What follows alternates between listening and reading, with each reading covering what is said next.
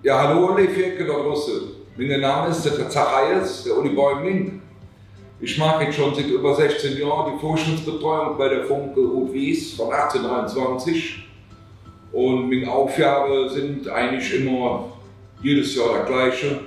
Wie wenn man anfängt für den Advent, schon das Geld zu putzen, geht sie für die 3 Heiligen Könige und dann für die 11 Könige Krieger mehr, die dann auf der Sitzung sind.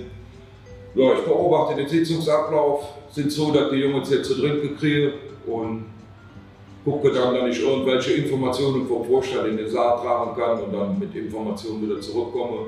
Ich habe reichlich zu tun, dann habe ich noch die Ordensverwaltung von meinem Schatzmeister, von meinem Vizepräsidenten unter mir, wo ich mich noch darum kümmern muss.